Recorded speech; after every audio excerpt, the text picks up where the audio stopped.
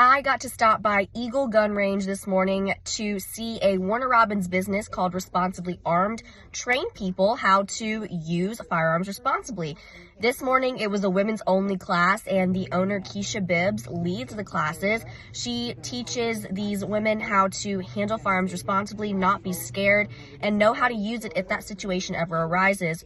They opened in 2021, and they do offer classes for both men and women, but she said that she has seen a huge rise in women interest in the class, especially with the rise in violence that they've seen in Houston County. She said about 80% of their classes are women-focused and women-based right now, but she said that anybody, all ages, all genders are welcome to come and learn how to use firearms responsibly. They have all different types of levels, from very, very beginner, never even seen a gun before, all the way to advanced, where they take you outside and learn how to shoot things that are in movement. So make sure you check them out online.